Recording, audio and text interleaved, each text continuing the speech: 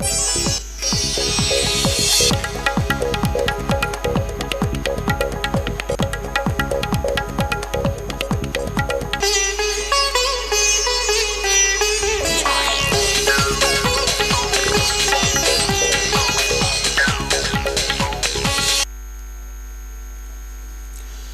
करते हैं सब दर्शकों का अज के खास खबर एक नज़र प्रोग्राम के इस प्रोग्राम के रोज़ाना की तरह ही अखबारों दी कुछ एक प्रमुख सुर्खियां ते करांगे विचार चर्चा तो विचार चर्चा करने के लिए साडे प्रोग्राम अज मेहमान ने रविंदर रोबन जी जो कि ANI न्यूज़ एजेंसी के सीनियर पत्रकार ने। स्वागत है जी। धन्यवाद जी। बहुत बहुत धन्यवाद। सो सब तो पहला रोबन जी प्रोग्राम के आपां ये खबर लेंदे हाँ कि भारत के चोण कमिशन के वलों कानून मंत्री सलमान खुर्शीद के खिलाफ राष्ट्रपति के कोल एक शिकायत भेजी गई है चिट्ठी के रूप के। खास तौर पर यूपी के जो मंत्री साहब ने एक बयान दिता, वह बयान काफ़ी चर्चा के राखवें करने के करके सो चोण कमिशन की सख्ती के डंडे का भारत के एक केंद्रीय मंत्री को सामना इस बारे दसो। खास तौर पर जे असीं देखे जाइए पिछले टाइम पिछले तमिलनाडु की चोणों को लैके पिछले पंजाब चोणों को लैके यूपी के चोणों को लैके जे चोण कमिशन की भूमिका में वेख्या जाए तो बहुत ही शलाघा वाली कदम उन्होंने चके ने या उन्होंने जी भूमिका बड़ी लोगों ने पसंद की है। पसंद तां की है भी उन्होंने अपनी सख्ती पूरी रखी है। जिस तरह के रूल्स रेगूलेशन फॉर्म किए गए थे या किसी खर्चे को लैके समझ लो या बयानबाजियों को लैके उन्होंने लगातार उस पर कोई ना कोई अंकुश लाते रहे हैं, रोक टोक लाते रहे हैं जिथे कितने किसी ने गलती की है, भावें वो किसी भी स्तर का बंदा क्यों ना हो, किसी भी पोजीशन का क्यों ना हो। सलमान खुर्शीद जेडे एक यूनियन मिनिस्टर ने और कानून मंत्री ने और उन्होंने जी बयानबाजी को लैके खास तौर पर उन्होंने जी सीधे तौर पर यह गल कही पिछे एक रैली में कि वो जड़ा सब कोटा 9% एक घट गिनती वास्ते लैके और खास करके एक समुदाय को लैके जी उन्होंने गल की और यह भी कहा कि भावें चोण कमिशन उन्होंने सूली ते क्यों ना टंग देवे वो इतों नहीं पिछे हटणगे। चोण कमिशन का मनना है कि इस तरह की जी बयानबाजी एक अहदे ते रखे हुए बंदे नूं बोलना वो मुतासिर करती है इलैक्शनस नूं जिहड़ियां उत्थे यूपी विच हो रही उसनूं लैके उन्होंने इसका एक सख्त कदम चुकते हुए राष्ट्रपति होना नूं एक चिट्ठी लिखी जिहदे विच क्लीयर कट उन्होंने गल कही है साफ तौर पर उन्होंने मिड मतलब एक चोणों के दौरान उन्होंने दखलअंदाजी मंगी है राष्ट्रपति की और यह भी कहा कि ये नाल सीधे तौर पर इलैक्शन कमिशन की भूमिका भी प्रभावित होती है। भावें प्रधान राष्ट्रपति होना ने उसके उत्ते भी एक्शन हाली नहीं लिया लेकिन उन्होंने अगे ही प्राइम मिनिस्टर ऑफिस में भेज दी है भी ये की कुछ होना चाहिए कि इस तरह गल हुई है, जांच होएगी ये की अगों एक्शन होंदा है तो बाद की गल है। पर एक जरूर नज़र आता भी चोण कमिशन सख्त चोण कमिशन एक चोणा कराना चाहता सही ढंग नाल भावें चोण कमिशन नूं इहदी एक शिकायत BJP वालों भी आई होवे इस नूं लैके जो ओपोजिशन पार्टी वालों भी वो भी चाहते हैं इहदे ते एक्शन होवे। बिल्कुल जी। सो BJP ने सलमान खुर्शीद के अस्तीफे की भी मंग कर दी है। असीं प्रोग्राम के विच अगे चलते हाँ तो खबर ये आई है जी कि अन्ना हज़ारे जो कि गांधीवादी करके देश भर के चर्चित होए उन्हां दा नां भारत के सभ्याचारक मंत्रालय वालों जी गांधी शांति पुरस्कार के लिए चोण की गई है तो इस दे नाल ही लेकिन कि प्रधानमंत्री के दफ्तर वालों अजे कुछ होर नावां की सिफारिश मंगी गई है। की कारण समझते हो कि भारत के सभ्याचारक मंत्रालय वालों अन्ना हज़ारे के नाम की सिफारिश लेकिन कि प्रधानमंत्री के दफ्तर वालों अजे होर नावां की मंग की गई है? इस तरह है कि जी महात्मा गांधी उन्होंने नाम से जो पीस प्राइज़ भारत सरकार देंदी है ਉਹਦਾ ਵੇਖਦੇ ਹੋ ਨੇ ਕਿ ਉਹ ਲੋਕ ਉਹਨਾਂ ਲੋਕਾਂ ਨੂੰ ਦਿੱਤੀ ਜਾਵੇ, ਉਹਨਾਂ ਇੰਸਟੀਟਿਊਸ਼ਨਸ ਨੂੰ ਦਿੱਤੀ ਜਾਵੇ, ਉਹਨਾਂ ਅਦਾਰਿਆਂ ਨੂੰ ਦਿੱਤੀ ਜਾਏ ਜਿਨ੍ਹਾਂ ਨੇ ਇੱਕ ਸ਼ਾਂਤਮਈ ਢੰਗ ਨਾਲ ਪੋਲੀਟੀਕਲ ਰਿਫਾਰਮੇਸ਼ਨ ਜਾਂ ਇਕਨੋਮਿਕ ਰਿਫਾਰਮੇਸ਼ਨ ਉਹਦੇ ਵਿੱਚ ਕੁਝ ਸ਼ਲਾਘਾਯੋਗ ਕੰਮ ਕੀਤਾ ਹੋਵੇ। ਉਹਦੇ ਵਿੱਚ ਜਿਹੜਾ ਨਾਂ ਅੰਨਾ ਹਜ਼ਾਰੇ ਸਾਹਿਬ ਉਹਨਾਂ ਦਾ ਗਿਆ ਤੇ ਜਿਸ ਤਰ੍ਹਾਂ ਦੀ ਖਬਰ ਹੈ ਖਬਰ ਨੂੰ ਵੇਖ ਕੇ ਦੇਖੋ ਇਸ ਤਰ੍ਹਾਂ ਲੱਗਦਾ ਕਿ ਵੀ ਸ਼ਾਇਦ ਕੁਮਾਰੀ ਸ਼ੈਲਜਾ ਜਾਂ ਉਹਨਾਂ ਦਾ ਡਿਪਾਰਟਮੈਂਟ ਜਾਂ ਉਹਦੇ ਨਾਲ ਜਿਹੜੀ ਜੂਰੀ ਮੈਂਬਰਸ ਨੇ ਉਹ ਕਮੇਟੀਆਂ ਨੂੰ ਕੋਈ ਬਹੁਤ ਉਹਨਾਂ ਨੇ ਸੀਰੀਅਸਲੀ ਲਿੱਤਾ ਨਹੀਂ ਹੋਇਆ। ਜਿਹੜੀ ਜਿਸ ਤਰੀਕੇ ਜੂਰੀ ਮੈਂਬਰਸ ਸੁਸ਼ਮਾ ਸਵਰਾਜ ਹੈਗੇ ਨੇ ਜਾਂ ਹੋਰ ਹੈਗੇ ਨੇ ਉਹਨਾਂ ਨੂੰ ਸ਼ਾਇਦ ਜਦੋਂ ਚਿੱਠੀ ਪਹੁੰਚੀ ਹੈ ਕਿ ਤੁਸੀਂ ਹੋਰ ਨਾਮ ਸੁਜੈਸਟ ਕਰੋ तो उन्होंने इत्थे तक कहना सी उन्होंने तो पता ही नहीं भी जूरी मैंबर का यह काम है या जूरी मैंबर को लिता जा सकता है। सो एक तो एक गल पूरी खबर चो यह नज़र आती है कि जी इस तरह दियाँ कमेटियां वो कोई सीरीयस इसनों नहीं लैंदा। हालांकि ना उन्होंने कोलों होर भी बड़े सीगे जिस तरह कुमारी सूकोई दा सीगा जिहड़े बंगलादेश विच हैगे ने ਸੌਰੀ ਮਿਆਂਮਾਰ ਵਾਲੇ ਨੇ। ਤੇ ਇਸ ਤਰ੍ਹਾਂ ਦੀਆਂ ਹੋਰ ਵੀ ਕਈ ਉਹਨਾਂ ਕੋਲੋਂ ਤਜਵੀਜ਼ਾਂ ਕਿ ਨਾਮਾਂ ਦੀ ਤਸਵੀਰਾਂ ਸੀਗੀਆਂ ਅੰਤਰਰਾਸ਼ਟਰੀ ਸਤਰ ਤੇ, ਉਹਦੇ ਵਿੱਚ ਉਹਨਾਂ ਨੇ ਅੰਨਾ ਹਜ਼ਾਰੇ ਸਾਹਿਬ ਦਾ ਨਾਮ ਲੈ ਲਿਆ। ਇਹਦੇ ਵਿੱਚ ਭਾਵੇਂ ਬਾਅਦ ਵਿੱਚ ਰਾਜਨੀਤੀ ਨਜ਼ਰ ਆਵੇ ਵੀ ਕਿਵੇਂ ਆਇਆ ਕਿਵੇਂ ਨਹੀਂ ਆਇਆ, ਲੇਕਿਨ ਮੰਦਭਾਗੀ ਗੱਲ ਇਹ ਹੈ ਕਿ ਕਮੇਟੀਆਂ ਦਾ ਕੰਮ ਕੋਈ ਸੀਰੀਅਸਲੀ ਨਹੀਂ ਦਿੱਤਾ ਗਿਆ। ਉਹਨਾਂ ਨੂੰ ਕਮੇਟੀ ਮੈਂਬਰਸ ਨੂੰ ਹੀ ਨਹੀਂ ਪਤਾ ਕਿ ਵੀ ਇਹ ਨੋਮੀਨੇਸ਼ਨਸ ਉਹ ਦੇ ਸਕਦੇ ਨੇ ਜੋ ਅਖਬਾਰ ਲਿਖਦੀ ਹੈ। ਤੇ ਮੇਰਾ ਖਿਆਲ ਹੈ ਕਿ ਜਿਹੜੀਆਂ ਇਸ ਤਰ੍ਹਾਂ ਦੇ ਜਿਹੜੇ ਅਵਾਰਡਸ ਨੇ ਜਿਹੜੇ ਬਿਨਾਂ ਉਸ ਇੱਕ ਪੂਰੀ ਕੋਖ ਪੜਤਾਲ ਔਰ ਪੂਰੀ ਸੀਰੀਅਸਨੈਸ ਨਾਲ ਦੇਣੇ ਚਾਹੀਦੇ ਨੇ। ਠੀਕ ਹੈ ਜੀ, ਸਾਡੇ ਕੋਲ ਅਗਲੀ ਖਬਰ ਪ੍ਰੋਗਰਾਮ ਦੇ ਵਿੱਚ ਇਹ ਹੈ ਰੋਬਿਨ ਜੀ ਕਿ ਚੀਨ ਵੱਲੋਂ ਲੰਬੀ ਦੂਰੀ ਦੀ ਮਾਰ ਕਰਨ ਵਾਲੀ ਇੱਕ ਨਿਊਕਲੀਅਰ ਸਮਰੱਥਾ ਦੀ ਮਿਜ਼ਾਈਲ ਦਾ ਸਫਲ ਤਜਰਬਾ ਕੀਤਾ ਗਿਆ, ਜਿਸ ਦੀ ਕਿ ਮਾਰ 8000 ਕਿਲੋਮੀਟਰ ਤੱਕ ਹੈ। ਸੋ ਭਾਰਤ ਲਈ ਇਹ ਖਤਰੇ ਦੀ ਘੰਟੀ ਹੈ।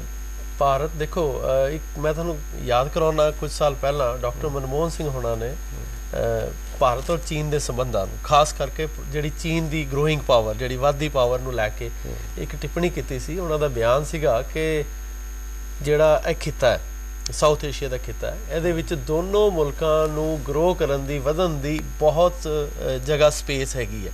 ਦੋਨੋਂ ਵੱਧ ਫੁੱਲ ਸਕਦੇ ਨੇ। ਇਹ ਨਹੀਂ ਹੈ ਕਿ ਚੀਨ ਇਕੱਲਾ ਹੀ ਆਪਣੀ ਮਾਰਕ ਸ਼ਕਤਾ ਵਧਾ ਰਿਹਾ, ਭਾਰਤ ਵੀ ਨਾਲ ਹੀ ਉਹਦੇ ਨਾਲ ਵੱਧ ਰਿਹਾ। ਇੱਕ ਕੰਪੀਟੀਸ਼ਨ ਹਥਿਆਰਾਂ ਦੀ ਦੌੜ 'ਚ ਹੈਗੇ ਨੇ, ਇਹ ਕੋਈ ਚੰਗੀ ਗੱਲ ਨਹੀਂ ਹੈ, ਇਹ ਮੈਂ ਮੰਨਣਾ। ਲੇਕਿਨ ਦੂਸਰੀ ਗੱਲ ਇਹ ਸਮਝੀ ਜਾਈਏ ਕਿ ਵੀ ਚੀਨ ਨੇ ਅੱਜ 8000 ਕਿਲੋਮੀਟਰ ਦੀ ਸਬਮਰੀਨ ਇੱਕ ਨਿਊਕਲੀਅਰ ਮਿਜ਼ਾਈਲ ਤਿਆਰ ਕਰ ਲਈ ਹੈ। ਉਹਦਾ ਉਹਨਾਂ ਨੇ ਇੱਕ ਟੈਸਟ ਵੀ ਕਰ ਲਿਆ ਦਸੰਬਰ ਵਿੱਚ, ਤੇ ਭਾਰਤ ਪਿੱਛੇ ਰਹਿ ਗਿਆ। ਇਸ ਤਰ੍ਹਾਂ ਨਹੀਂ ਕਿਹਾ ਜਾ ਸਕਦਾ। ਬਹੁਤ ਸਾਰੀਆਂ ਗੱਲਾਂ ਇਸ ਤਰ੍ਹਾਂ ਵੀ ਹੁੰਦੀਆਂ ਕਿ ਜਿਹੜੀਆਂ ਤੁਸੀਂ ਵੇਖੋ ਦਸੰਬਰ ਵਿੱਚ ਹੋਈ ਤੇ ਅੱਜ ਫਰਵਰੀ 'ਚ ਆ ਕੇ ਉਹਦੀ ਖਬਰ ਲੱਗ ਰਹੀ ਹੈ। ਤੇ ਹੋ ਸਕਦਾ ਭਾਰਤ ਨੇ ਵੀ ਕੁਝ ਇਸ ਤਰ੍ਹਾਂ ਦੀ ਆਪਣੀ ਡਿਵੈਲਪਮੈਂਟ ਕੀਤੀ ਹੋਵੇ ਜਾਂ ਉਹਦੇ ਕੋਲ ਆਪਣੇ ਇੰਤਜ਼ਾਮ ਹੋਣ। ਲੇਕਿਨ ਇਹਦੇ ਨਾਲ ਇਹ ਨਹੀਂ ਕਹਿ ਸਕਦੇ ਕਿ ਭਾਰਤ ਦੀ ਸੁਰੱਖਿਆ ਏਜੰਸੀਆਂ ਇੱਕੋਦਮ ਕਮਜ਼ੋਰ ਹੋ ਗਈਆਂ। ਇੱਕ 8000 ਕਿਲੋਮੀਟਰ ਦੀ ਮਿਜ਼ਾਈਲ ਅਗਰ ਚਾਈਨਾ ਨੇ ਤਿਆਰ ਕਰ ਵੀ ਲਈ ਹੈ ਤੇ ਇਹ ਰੇਸ ਜਿਹੜੀ ਹੈ ਇਹ ਚੰਗੀ ਨਹੀਂ ਹੈ, ਪਰ ਰੇਸ ਹੈਗੀ ਹੈ। ਇੱਕ ਸਾਡੇ ਕੋਲ ਸਾਡੇ ਗੁਆਂਢੀ ਮੁਲਕ ਦੇ ਨਾਲ ਹੀ ਜੁੜੀ ਹੋਈ ਇਹ ਖਬਰ ਆਈ ਹੈ ਜੀ ਕਿ ਪਾਕਿਸਤਾਨ ਵੱਲੋਂ ਚੀਨ ਦੇ ਨਾਲ ਨੇੜਤਾ ਵਧਾਈ ਜਾ ਰਹੀ ਹੈ, ਤੇ ਇਸ ਦੇ ਸਿਲਸਿਲੇ ਦੇ ਵਿੱਚ ਹੀ ਪਾਕਿਸਤਾਨ ਦੇ ਵੱਲੋਂ ਗਿਲਗਿਤ ਤੇ ਬਾਲਟਿਸਤਾਨ ਦਾ ਇਲਾਕਾ ਚੀਨ ਨੂੰ ਪਟੇ ਤੇ ਦੇਣ ਬਾਰੇ ਇੱਕ ਸੁਰਖੀ ਬੜੀ ਅਹਿਮੀਅਤ ਦੇ ਨਾਲ ਚਰਚਾ ਦੇ ਵਿੱਚ ਹੈ। ਸੋ ਪਾਕਿਸਤਾਨ ਦੇ ਅਮਰੀਕਾ ਦੇ ਨਾਲ ਵਿਗੜਦੇ ਹੋਏ ਸਬੰਧ ਤੇ ਹੁਣ ਇਸ ਘਬਰਾਹਟ 'ਚ ਚੀਨ ਦੇ ਜ਼ਿਆਦਾ ਨਜ਼ਦੀਕ ਜਾਣ ਦੀ ਕੋਸ਼ਿਸ਼। ਇਹ ਕੋਈ ਮੈਂ ਨਹੀਂ ਕਹਿੰਦਾ ਕਿ ਕੋਈ ਲੁਕਾਉਣ ਵਾਲੀ ਗੱਲ ਹੈ ਪਾਕਿਸਤਾਨ ਕੋਲੋਂ। ਪਾਕਿਸਤਾਨ ਪਿਛਲੇ ਕਈ ਸਾਲਾਂ ਤੋਂ, ਜਦੋਂ ਦਾ ਪਾਕਿਸਤਾਨ ਦੀ ਫਾਰਮੇਸ਼ਨ ਤੋਂ ਬਾਅਦ ਤੋਂ ਲੈ ਕੇ ਉਹਦੀ ਨੇੜਤਾ ਚੀਨ ਨਾਲ ਰਹੀ ਹੈ, ਔਰ ਉਹ ਸਮੇਂ-ਸਮੇਂ ਤੇ ਇਸ ਨੂੰ ਦਿਖਾਉਂਦਾ ਵੀ ਰਿਹਾ। ਔਰ ਖਾਸ ਤੌਰ ਤੇ ਜਦੋਂ ਦੇ ਪਿਛਲੇ 2-3 ਸਾਲਾਂ ਤੋਂ ਅਮਰੀਕਾ ਨਾਲ ਸੰਬੰਧ ਵੀ ਕਿਹੜੇ ਨੇ ਪਾਕਿਸਤਾਨ ਦੇ, ਤੇ ਪਾਕਿਸਤਾਨ ਕੋਲੋਂ ਇੱਕ ਦੂਸਰੀ ਆਪਸ਼ਨ ਜਿਹੜੀ ਹੈ ਚਾਈਨਾ ਹੈਗੀ ਹੈ, ਉਸ ਦੇ ਉੱਤੇ ਉਹਨੇ ਤਵੱਜੋ ਦੇਣਾ ਸ਼ੁਰੂ ਕੀਤਾ ਜਾਂ ਉਹਨੂੰ ਜ਼ਿਆਦਾ ਸੁਰਖੀਆਂ ਵਿੱਚ ਆਉਣਾ ਸ਼ੁਰੂ ਹੋ ਗਿਆ, ਇਹ ਕਹਾਂਗੇ। ਪਿਛਲੇ ਦਿਨਾਂ 'ਚ ਜਿਹੜੇ ਉਹਨਾਂ ਦੇ ਜਨਰਲ ਕਿਆਨੀ ਸਾਹਿਬ ਨੇ, ਉਹਨਾਂ ਦੀ ਲਗਾਤਾਰ ਵਿਜ਼ਿਟ ਹੋਈ ਹੈ ਚਾਈਨਾ ਵਿੱਚ। ਉਹਨਾਂ ਦੇ ਪ੍ਰਧਾਨ ਮੰਤਰੀ ਪਾਕਿਸਤਾਨ ਦੇ ਚਾਈਨਾ ਵਿੱਚ ਗਏ ਨੇ, ਔਰ ਜਦੋਂ ਤੋਂ ਅਮਰੀਕਾ ਨੇ ਇਹਨਾਂ ਨੂੰ ਫੰਡਸ ਦੇਣੇ ਬੰਦ ਕੀਤੇ ਜਾਂ ਘਟਾ ਦਿੱਤੇ ਨੇ, ਉਸ ਤੋਂ ਬਾਅਦ ਚਾਈਨਾ ਨਾਲ ਰਿਲੇਸ਼ਨ ਹੋਰ ਉਭਰਵੇਂ ਸਾਹਮਣੇ ਆਏ ਨੇ ਪਾਕਿਸਤਾਨ ਦੇ। ਔਰ ਚਾਈਨਾ ਜਿਹੜਾ ਹੈ ਉਹ ਭਾਰਤ ਦੇ ਆਲੇ ਦੁਆਲੇ, ਇਕੱਲੇ ਭਾਰਤ ਦੇ ਆਲੇ ਦੁਆਲੇ ਹੀ ਨੇ ਕੀ ਹੈ ਕਿ ਪੂਰੇ ਖਿੱਤੇ ਵਿੱਚ ਕਿਤੇ ਨਾ ਕਿਤੇ ਆਪਣੇ ਟਿਕਾਣੇ ਬਣਾ ਰਿਹਾ। ਉਹਦੇ ਵਿੱਚ ਉਹਨੂੰ ਪਾਕਿਸਤਾਨ ਬੜਾ ਸੂਟੇਬਲ ਟਿਕਾਣਾ ਲੱਗਦਾ। ਭਾਵੇਂ ਮਾਫ ਕਰਨਾ, ਪਾਕਿਸਤਾਨ ਨੇ ਇੱਥੇ ਤੱਕ ਇਹ ਗੱਲ ਕਹੀ ਹੈ ਕਿ ਜਿਹੜੀ ਉਹ ਗਿਲਗਿਤ ਤੇ ਦੂਸਰੇ ਇਲਾਕੇ ਜਿਹੜੇ ਚਾਈਨਾ ਨੂੰ ਦੇ ਰਿਹਾ 50 ਸਾਲ ਦੇ ਪੱਟੇ ਤੇ ਅਖਬਾਰਾਂ 'ਚ ਲੱਗੀ ਹੈ, ਪਾਕਿਸਤਾਨ ਦੀ ਅਖਬਾਰਾਂ 'ਚ ਖਾਸ ਤੌਰ ਤੇ ਗੱਲ, ਉਹ ਇੱਕ ਉੱਥੇ ਦੇ ਵਿਕਾਸ ਕਰਨ ਵਾਸਤੇ ਦੇ ਰਿਹਾ। ਉਹਨੂੰ ਵਿਕਾਸ ਦੇ ਨਾਂ ਤੇ ਬਾਕੀ ਕੀ ਕੁਝ ਹੋਊਗਾ ਇਹ ਤੇ ਮਾਹਰ ਜਾਣਦੇ ਨੇ ਚੰਗੀ ਤਰ੍ਹਾਂ। ਔਰ ਖਾਸ ਤੌਰ ਤੇ ਜੌਲ ਸਾਹਿਬ, ਦੇਖਿਆ ਜਾਏ ਤੇ ਪਾਕਿਸਤਾਨ ਨੂੰ ਅਮਰੀਕਾ ਨੇ ਜਿੰਨੇ ਵੀ ਫੰਡ ਦਿੱਤੇ ਸੀਗੇ ਉਹ ਸਾਰੇ ਉੱਥੇ ਦੇ ਵਿਕਾਸ ਕਾਰਜਾਂ ਕਰਕੇ ਦਿੱਤੇ ਸੀ, ਭਾਵੇਂ ਉਹ ਭਾਰਤ ਦੇ ਖਿਲਾਫ ਵਰਤੇ ਗਏ, ਇਹ ਸਭ ਤੋਂ ਸਾਰਿਆਂ ਨੂੰ ਪਤਾ ਹੈ। ਹੁਣ ਚਾਈਨਾ ਉੱਥੇ ਕੀ ਵਿਕਾਸ ਕਰਨ ਲੱਗਾ ਇਹ ਮੇਰਾ ਖਿਆਲ ਮਾਹਰ ਚੰਗੀ ਤਰ੍ਹਾਂ ਜਾਣਦੇ ਨੇ, ਤੇ ਇਹ ਗੱਲ ਵੀ ਆ ਹੀ ਜਾਣੀ ਸਾਹਮਣੇ। ਠੀਕ ਹੈ ਜੀ। ਸੋ ਅਸੀਂ ਭਾਰਤ ਦੇ ਗੁਆਂਢ ਦੇ ਵਿੱਚ ਹੀ ਰਹਿੰਦੇ ਹਾਂ, ਤੇ ਮਾਲਦੀਵ ਮੁਲਕ ਦੇ ਵਿੱਚ ਕਾਫੀ ਰਾਜਨੀਤਿਕ ਤੌਰ ਤੇ ਅਸਥਿਰਤਾ ਵਾਲਾ ਮਾਹੌਲ ਹੈ, ਤੇ ਭਾਰਤ ਵੱਲੋਂ ਕੋਸ਼ਿਸ਼ ਕੀਤੀ ਜਾ ਰਹੀ ਹੈ ਕਿ ਸ਼ਾਂਤੀਪੂਰਵਕ ਢੰਗ ਤਰੀਕੇ ਦੇ ਨਾਲ ਉੱਥੇ ਜੋ ਅਮਨ ਬਹਾਲ ਹੋ ਸਕੇ। ਅਮਰੀਕਾ ਵੱਲੋਂ ਵੀ ਭਾਰਤ ਦੇ ਯਤਨਾਂ ਦੀ ਕੀਤੀ ਜਾ ਰਹੀ ਹੈ ਹਮਾਇਤ। ਸੋ ਭਾਰਤ ਦੇ ਗੁਆਂਢ ਦੇ ਵਿੱਚ ਖਾਸ ਤੌਰ ਤੇ ਇਹ ਜੋ ਰਾਜਨੀਤਿਕ ਅਸਥਿਰਤਾ ਮਾਲਦੀਵ ਦੇ ਵਿੱਚ ਹੈ, ਤੁਸੀਂ ਕੀ ਸਮਝਦੇ ਹੋ ਕਿ ਭਾਰਤ ਨੂੰ ਇਸ ਸਿਲਸਿਲੇ ਦੇ ਵਿੱਚ ਅਮਰੀਕਾ ਦੀ ਹਮਾਇਤ ਮਿਲ ਜਾਣਾ ਕਿ ਭਾਰਤ ਦੇ ਯਤਨਾਂ ਨੂੰ ਉਹਨਾਂ ਨੇ ਸਾਰਥਕ ਦੱਸਿਆ? ਇਹਦੇ ਬਾਰੇ ਵਿਚਾਰ ਦੇਖੋ, ਮਾਲਦੀਵ ਇੱਕ ਬਹੁਤ ਛੋਟਾ ਜਿਹਾ ਮੁਲਕ ਜ਼ਰੂਰ ਹੈ, ਉਹਨਾਂ ਦੀ ਆਬਾਦੀ 3 ਲੱਖ ਦੇ ਕਰੀਬ ਹੈ, ਲੇਕਿਨ ਭਾਰਤ ਉਹਦੇ ਤੇ ਚਿੰਤਾਜਨਕ ਭਾਰਤ ਦਾ ਹੋਣਾ ਇੱਕ ਸੁਭਾਵਿਕ ਹੀ ਹੈ। ਉੱਥੇ ਲਗਭਗ 30,000 ਦੇ ਕਰੀਬ ਭਾਰਤੀ ਉੱਥੇ ਰਹਿੰਦੇ ਨੇ ਮਾਲਦੀਵ ਵਿੱਚ, ਬਹੁਤ ਸੋਹਣਾ ਜਿਹਾ ਟਾਪੂ ਹੈ, ਲੇਕਿਨ ਪਿਛਲੇ ਕੁਝ ਸਮੇਂ ਤੋਂ ਜਿਹੜਾ ਕਿ ਉਹਦੇ ਵਿੱਚ ਜਿਹੜੀ ਚੀਜ਼ਾਂ ਨਜ਼ਰ ਆਈਆਂ, ਇੱਕ ਬੜਾ ਸ਼ਾਂਤਮਈ ਢੰਗ ਦਾ ਟਾਪੂ ਜਿਹਦੇ ਵਿੱਚ ਕੋਈ ਕੱਟੜਵਾਰਤਾ ਨਹੀਂ ਸੀਗੀ ਉੱਥੇ ਦੇ ਸਮੁਦਾਇ ਵਿੱਚ, ਪਰ ਪਿਛਲੇ ਕੁਝ ਟਾਈਮ ਤੋਂ ਵੇਖਿਆ ਵੀ ਉੱਥੇ ਕੁਝ ਕੱਟੜਵਾਰਤਾ ਵੀ ਆਈ ਹੈ। ਹਾਲਾਂਕਿ ਪ੍ਰੈਜ਼ੀਡੈਂਟ ਰਸ਼ੀਦ ਜਿਹੜੇ ਕਿ ਅਸਤੀਫਾ ਦੇ ਗਏ ਨੇ ਇੱਕ ਪੁਲਿਸ ਦੇ ਵਿਦਰੋਹ ਤੋਂ ਬਾਅਦ, ਉਹਨਾਂ ਦਾ ਵੀ ਇਹ ਕਹਿਣਾ ਸੀ ਵੀ ਬਹੁਤ ਸਾਰੇ ਮਾਲਦੀਵੀਅਨਸ ਤਾਲਿਬਾਨ ਨੇ ਰਿਕਰੂਟ ਕਰ ਲਏ ਹੋਏ ਹੈ। ਔਰ ਉਸ ਤੋਂ ਬਾਅਦ ਉੱਥੇ ਬੁਰਕਾ ਨਜ਼ਰ ਆਉਣਾ ਸ਼ੁਰੂ ਹੋਇਆ। ਇਸ ਤਰ੍ਹਾਂ ਦੀ ਜਿਹੜੀ ਵੂਮਨ ਜਿਹੜੀਆਂ ਔਰਤਾਂ ਜਿਹੜੀਆਂ ਪਰਦੇ ਵਿੱਚ ਆਉਣੀਆਂ ਸ਼ੁਰੂ ਹੋਈਆਂ, ਉਹ ਕੱਟੜਵਾਰਤਾ ਵੀ ਉੱਥੇ ਵਧਣੀ ਸ਼ੁਰੂ ਹੋਈ। ਉਸ ਦੇ ਉੱਤੇ ਅਮਰੀਕਾ ਦੀ ਵੀ ਨਜ਼ਰ ਸੀਗੀ, ਬੰਗਲਾਦੇਸ਼ ਦਾ ਵੀ ਉਹਦੇ ਵਿੱਚ ਕੋਈ ਨਾ ਕੋਈ ਕਹਿੰਦੇ ਨੇ ਕਿ ਇੰਟਰਵੈਂਸ਼ਨ ਹੈਗੀ ਹੈ ਜਿਹੜੀ ਉਹਦੇ 'ਚ ਹਸਤਕਸ਼ੇਪ ਹੈਗਾ, ਤੇ ਉਸ ਨੂੰ ਲੈ ਕੇ ਜੋ ਉੱਥੇ ਮਾਹੌਲ ਪੈਦਾ ਹੋਇਆ, ਜੋ ਉੱਥੇ ਸਥਿਰਤਾ ਆਈ ਹੈ ਲੋਕਤੰਤਰ ਨੂੰ ਲੈ ਕੇ, ਉਹਦੇ ਵਿੱਚ ਭਾਰਤ ਨੇ ਆਪਣੀ ਚਿੰਤਾ ਜ਼ਰੂਰ ਦਿਖਲਾਈ ਹੈ।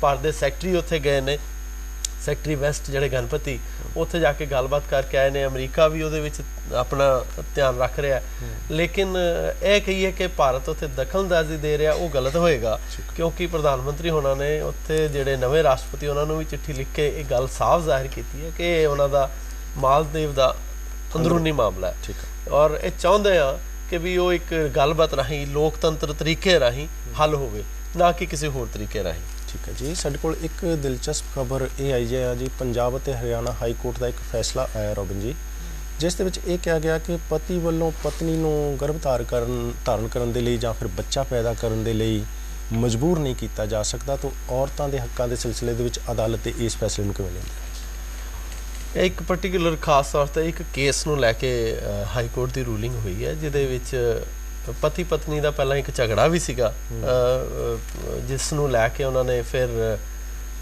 ਜਿਹੜੀ ਔਰਤ ਸੀਗੀ ਉਸਨੇ ਅਬੋਰਸ਼ਨ ਕਰਾਇਆ, ਔਰ ਉਹ ਇਹ ਕਹਿ ਕੇ ਉਹ ਡਾਕਟਰ ਕੋਲੋਂ ਕਰਾਇਆ ਤੇ ਬਾਅਦ 'ਚ ਦਾਅਵੇ ਠੋਕੇ ਗਏ ਪਤੀ ਵੱਲੋਂ, ਔਰ ਉਸ ਨੂੰ ਲੈ ਕੇ ਹਾਈ ਕੋਰਟ ਨੇ ਇਹ ਗੱਲ ਮੰਨੀ ਹੈ, ਔਰ ਡਾਕਟਰ ਦੀ ਤਰਜੀਹ ਨੂੰ ਵੀ, ਉਹਨਾਂ ਦੀ ਪਲੀ ਵੀ ਮੰਨੀ ਹੈ ਕਿ ਜਿਹੜੀ ਕੱਲਾ ਵਿਆਹ ਕਰਾਉਣ ਤੋਂ ਬਾਅਦ ਅਗਰ ਮੀਆਂ ਬੀਵੀ ਦੋਵੇਂ ਜਾਂ ਔਰਤ ਵੀ ਅਗਰ ਦੋਵੇਂ ਮੰਨ ਕੇ ਜਾਂ ਦੋਨੋਂ ਰਾਜੀ ਹੋ ਕੇ ਬੱਚਾ ਚਾਹੁੰਦੇ ਨੇ, ਫਿਰ ਤਾਂ ਠੀਕ ਹੈ। ਜੇ ਦੋਨਾਂ 'ਚੋਂ ਇੱਕ ਵੀ ਰਾਜੀ ਨਹੀਂ, ਖਾਸ ਤੌਰ 'ਤੇ ਔਰਤ ਨਹੀਂ ਰਾਜੀ, ਅਗਰ ਉਹ ਇਸ ਤਰ੍ਹਾਂ ਦਾ ਕੋਈ ਕਾਰਾ ਕਰਦੇ ਨੇ ਜਾਂ ਇਸ ਤਰ੍ਹਾਂ ਦੀ ਉਹਨਾਂ ਦੇ ਬੱਚੇ ਹੋਣ ਦੀ ਗੱਲ ਹੁੰਦੀ ਹੈ, ਤੇ ਉਹਦੇ ਵਿੱਚ ਔਰਤ ਨੂੰ ਉਹਨਾਂ ਨੇ ਹੱਕ ਦਿੱਤਾ ਹੈ ਕਿ ਹਾਈ ਕੋਰਟ ਨੇ ਕਿ ਉਹ ਮਨਾ ਕਰ ਸਕਦੀ ਹੈ ਇਸ ਚੀਜ਼ ਨੂੰ ਕਿ ਵੀ ਇਹਦੇ ਨਾਲ ਅਗਰ ਉਹ ਜ਼ਬਰਦਸਤੀ ਬੱਚਾ ਪੈਦਾ ਕਰਦੀ ਹੈ ਤਾਂ ਇੱਕ ਤਰ੍ਹਾਂ ਦਾ ਅਤਿਆਚਾਰ ਹੈ, ਇੱਕ ਤਰ੍ਹਾਂ ਦਾ ਟੌਰਚਰ ਹੈ, ਮੈਂਟਲ ਟੌਰਚਰ ਹੈ, ਤੇ ਉਸ ਨੂੰ ਲੈ ਕੇ ਇੱਕ ਫੈਸਲਾ ਹੈਗਾ। ਉਹਦੇ ਵਿੱਚ ਮੇਰਾ ਖਿਆਲ ਹੈ ਇੱਕ ਇਸ ਫੈਸਲੇ ਨੂੰ ਅਸੀਂ ਇਹ ਸਮਝਦੇ ਹਾਂ ਕਿ ਇੱਕ ਜਿਹੜੀ ਸਾਡੇ ਸਮਾਜ ਦੀ ਪਿਛੜੀ ਅਸੀਂ ਇੱਕ ਵਰਗ ਮੰਨ ਲੈਂਦੇ ਹਾਂ ਕਈ ਵਾਰੀ ਔਰਤ ਨੂੰ, ਉਸ ਨੂੰ ਇੱਕ ਹੋਰ ਤਾਕਤ ਜ਼ਰੂਰ ਦਿੱਤੀ ਹੈ। ਠੀਕ ਹੈ ਜੀ, ਬਿਲਕੁਲ। ਸੋ ਸਾਡੇ ਕੋਲ ਅਗਲੀ ਖਬਰ ਜੋ ਹੈ ਇਹ ਨੌਜਵਾਨ ਵਰਗ ਦੇ ਵਿੱਚ ਬੜੇ ਉਤਸ਼ਾਹ ਦੇ ਨਾਲ ਪੜ੍ਹੀ ਜਾ ਰਹੀ ਹੈ ਜੀ ਕਿ ਗੁਰਿੰਦਰਪਾਲ ਸਿੰਘ ਉੱਘੇ ਰੰਗਕਰਮੀ ਹਨ, ਰੰਗਮੰਚ ਦੇ ਨਿਰਦੇਸ਼ਕ, ਇਹਨਾਂ ਦਾ ਵਿਆਹ ਹੋਇਆ ਭਗਤਾ ਭਾਈਕਾ ਦੇ ਲਾਗੇ, ਤੇ ਵਿਆਹ ਇੰਨੇ ਸਾਦੇ ਢੰਗ ਤਰੀਕੇ ਦੇ ਨਾਲ ਹੋਇਆ ਕਿ ਸ਼ਗਨ ਦੇ ਵਿੱਚ ਕਿਤਾਬਾਂ ਲੈਣ ਦੇਣ ਦੀ ਖਬਰ ਆਈ ਹੈ ਜੀ, ਤੇ ਇਸ ਦੇ ਨਾਲ ਹੀ ਮੀਟ ਸ਼ਰਾਬ ਵਗੈਰਾ ਕਿਸੇ ਤਰ੍ਹਾਂ ਦਾ ਕੋਈ ਧੂਮ ਧੜੱਕਾ ਨਹੀਂ, ਬਿਲਕੁਲ ਸਾਦਾ ਵਿਆਹ ਹੋਇਆ। ਇਹਦੇ ਬਾਰੇ ਕੀ ਵਿਚਾਰ ਹੈ? ਇਹ ਵਰਿਸ਼ਮਾਈ ਕਦੀ ਇਹੋ ਜਿਹੀ ਖਬਰ ਪੜ੍ਹਨ ਨੂੰ ਮਿਲ ਜਾਂਦੀ ਹੈ, ਪਰ ਚਾਹੁੰਦੇ ਹਾਂ ਔਰ ਉਮੀਦ ਕਰਦੇ ਹਾਂ ਵੀ ਇਹ ਤੋਂ ਹੋਰ ਲੋਕ ਮੁਤਾਸਰ ਹੋਣ। ਠੀਕ ਜਿਹੜੀ ਇਸ ਤਰ੍ਹਾਂ ਦੀਆਂ ਜਿਹੜੀ ਗੱਲ ਕਰਦੇ ਨੇ, ਐਗਜ਼ਾਮਪਲ ਸੈੱਟ ਕਰਦੇ ਨੇ, ਕੁਝ ਲੋਕ ਸੈੱਟ ਕਰਦੇ ਨੇ, ਔਰ ਉਸ ਨੂੰ ਅੱਗੇ ਦੀ ਫੋਲੋ ਕਰਨਾ ਚਾਹੀਦਾ।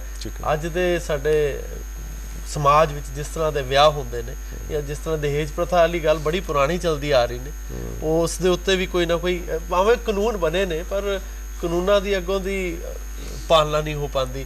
ਜਿਹੜੇ ਇਸ ਤਰ੍ਹਾਂ ਦੇ ਜਿਹੜੇ ਵਿਆਹ ਹੁੰਦੇ ਨੇ, ਜਿਵੇਂ ਭਾਵੇਂ ਉਹਨਾਂ ਨੇ ਚਲੋ ਜਿਸ ਸਾਦੇ ਤਰੀਕੇ ਨਾਲ ਕਿਤੇ, ਇੱਕ ਆਰਟਿਸਟ ਹੈ ਔਰ ਆਰਟਿਸਟ ਨੇ ਆਪਣੇ ਢੰਗ ਨਾਲ ਵਿਆਹ ਕਰਵਾਇਆ, ਕਿਤਾਬਾਂ ਦਿੱਤੀਆਂ ਦਹੇਜ ਵਿੱਚ ਜਾਂ ਦਹੇਜ ਕਹਿ ਲਓ, ਸ਼ਗਨ ਵਿੱਚ ਕਹਿ ਲਓ, ਤੇ ਨਾਲ ਉਹਨਾਂ ਨੇ ਕੋਈ ਜ਼ਿਆਦਾ ਖਰਚਾ ਨਹੀਂ ਕੀਤਾ। ਉਹ ਇੱਕ ਐਗਜ਼ਾਮਪਲ ਸੈਟਰ ਨੇ, ਪਰ ਮੇਰਾ ਖਿਆਲ ਹੈ ਕਿ ਬਾਕੀ ਦੁਨੀਆ ਕਿੰਨੀ ਕਿਹਦੇ ਮਗਰ ਲੱਗਦੀ ਹੈ ਇਸ ਗੱਲ ਨੂੰ, ਇਕੱਲੇ ਖਬਰ ਤੱਕ ਮਹਿਦੂਦ ਨਾ ਰਹਿਣ, ਲੋਕੀ ਵਾਕਈ ਦੇਖਣ ਵੀ, ਕਿਉਂਕਿ ਮੇਰਾ ਖਿਆਲ ਹੈ ਕਿ ਅੱਜ ਮੇਰਾ ਆਪਣਾ ਪਰਸਨਲ ਜਾਤੀ ਵਿਚਾਰ ਇਹ ਹੈ ਕਿ ਜਿਹੜੀ ਪੜ੍ਹਾਈ ਕਰਾਉਣਾ ਬੱਚੇ ਨੂੰ, ਜਾਂ ਬੱਚੀ ਨੂੰ, ਉਹ ਉਸ ਤੋਂ ਵੱਡਾ ਕੰਮ ਨਹੀਂ ਹੋ ਸਕਦਾ ਬਨਿਸਬਤ ਵੀ ਤੁਸੀਂ ਕੋਈ ਵੱਡੇ ਵਿਆਹ ਸ਼ਾਦੀਆਂ ਦੇ ਅਰੇਂਜਮੈਂਟ ਕਰੋ ਜਾਂ ਕਾਰਾਂ ਜਾਂ ਕਿਸੇ ਵੀ ਤਰੀਕੇ ਦੀ ਮਤਲਬ ਪ੍ਰਲੋਭਨਾ ਚਾਹੋ, ਉਹ ਕੰਮ ਨਹੀਂ ਹੋਣਾ ਚਾਹੀਦਾ। ਠੀਕ ਹੈ ਜੀ, ਬਹੁਤ ਬਹੁਤ ਇਹ ਖਬਰ ਦਿਲਚਸਪੀ ਵਾਲੀ। ਤੇ ਕਿਲ੍ਹਾ ਰਾਏਪੁਰ ਦੀਆਂ ਖੇਡਾਂ ਬੜੀਆਂ ਚਰਚਿਤ ਨੇ, ਤੇ ਲੇਕਿਨ ਕਿ ਡਿਪਟੀ ਕਮਿਸ਼ਨਰ ਲੁਧਿਆਣਾ ਦੇ ਵੱਲੋਂ ਬੈਲ ਗਾੜੀ ਦੀਆਂ ਦੌੜਾਂ ਲਗਾਉਣ ਦੀ ਇਜਾਜ਼ਤ ਜੋ ਹੈ ਇਹ ਨਹੀਂ ਦਿੱਤੀ ਗਈ ਜੀ। ਇੱਕ ਪਾਸੇ ਲੇਕਿਨ ਕਿ ਕੁੱਤਿਆਂ ਦੀਆਂ ਦੌੜਾਂ ਹੋ ਚੁੱਕੀਆਂ ਨੇ ਤੇ ਬੈਲ ਦੌੜ ਹੋਣ ਦੇ ਵਿੱਚ ਰੁਕਾਵਟ ਹੈ। ਤੇ ਰੁਕਾਵਟ ਇੱਕ ਖਾਸ ਸ਼ਿਕਾਇਤ ਦੇ ਕਰਕੇ ਹੈਗੀ ਹੈ। ਕਹਿਣਾ ਇਹ ਹੈ ਕਿ ਵੀ ਬਲਦਾਂ ਦੇ ਉੱਤੇ ਕੋਈ ਅਤਿਆਚਾਰ ਕੀਤਾ ਜਾਂਦਾ, ਉਹਨਾਂ ਨੂੰ ਮਾਰਿਆ ਜਾਂਦਾ ਦੌੜ ਕਰਾਉਣ ਲਈ। ਤੇ ਜਿਹੜੀ ਗੱਲ ਤੁਸੀਂ ਦੱਸੀ ਹੈ ਕਿ ਨਾਲ ਦੂਜੇ ਪਾਸੇ ਕੁੱਤਿਆਂ ਦੀ ਵੀ ਦੌੜਾਂ ਹੋਈਆਂ, ਤੇ ਇੱਕ ਡਿਸਪੈਰਿਟੀ ਜ਼ਰੂਰ ਨਜ਼ਰ ਆ ਰਹੀ ਹੈ ਵੀ ਇੱਕੋ ਸ਼ਿਕਾਇਤ ਦੇ ਉੱਤੇ ਡਿਪਟੀ ਕਮਿਸ਼ਨਰ ਹੋਰਾਂ ਨੇ ਫੈਸਲਾ ਲਿਆ। ਤੇ ਜੇ ਬਾਕੀ ਚੀਜ਼ਾਂ ਨੂੰ ਵੀ ਧਿਆਨ 'ਚ ਜਾਂ ਤੇ ਉਡੀਕਦੇ ਹੋਣੇ ਕਿ ਦੂਜੀ ਵੀ ਸ਼ਿਕਾਇਤ ਆਵੇ, ਦੂਜੇ ਪਸ਼ੂ ਦੇ ਉੱਤੇ ਅਤਿਆਚਾਰ ਦੇ ਉੱਤੇ ਕੋਈ ਸ਼ਿਕਾਇਤ ਆਵੇ ਤੇ ਦੂਜੇ ਨੂੰ ਵੀ ਰੋਕਿਆ ਜਾਏ। ਮੇਰਾ ਖਿਆਲ ਹੈ ਕਿ ਜਿਹੜੀ ਇਹਦੇ ਤੇ ਜਿਹੜੇ ਫੈਸਲੇ ਹੋਏ ਉਹਦੇ ਤੇ ਅਸੀਂ ਤਾਂ ਕੋਈ ਨੁਕਤਾਚੀਨੀ ਨਹੀਂ ਕਰ ਸਕਦੇ, ਲੇਕਿਨ ਇੱਕ ਕੁਐਸਚਨ ਮਾਰਕ ਜ਼ਰੂਰ ਹੁੰਦਾ ਇੱਕ ਕਿ ਵੀ ਇੱਕ ਤਰਫਾ ਇੱਕ ਪਾਸੇ ਹੀ ਕਿਉਂ, ਜੇ ਕਰਨਾ ਹੋਏਗਾ ਤਾਂ ਸਾਰਿਆਂ ਦੇ ਕਰਨਗੇ। ਠੀਕ ਹੈ ਜੀ। ਤੇ ਲੋ ਜੀ, ਕੁਝ ਇੱਕ ਖਬਰਾਂ ਤੇ ਵਿਚਾਰ ਚਰਚਾ ਕਰ ਰਹੇ ਸੀ। ਆਸ ਕਰਦੇ ਹਾਂ ਕਿ ਅੱਜ ਦੀਆਂ ਕੁਝ ਇੱਕ ਪ੍ਰਮੁੱਖ ਖਬਰਾਂ ਸਾਡੇ ਦਰਸ਼ਕਾਂ ਨੂੰ ਹੋਣਗੀਆਂ ਸਪਸ਼ਟ। ਰਵਿੰਦਰ ਰੋਬਨ ਜੀ ਪ੍ਰੋਗਰਾਮ ਚਾਹੇ ਬਹੁਤ ਬਹੁਤ ਧੰਨਵਾਦ, ਬਹੁਤ ਮਿਹਰਬਾਨੀ। ਤੇ ਇਸ ਪ੍ਰੋਗਰਾਮ ਦਾ ਸਮਾਂ ਇੱਥੇ ਸਮਾਪਤ ਹੈ। ਸਤਿ ਸ਼੍ਰੀ ਅਕਾਲ।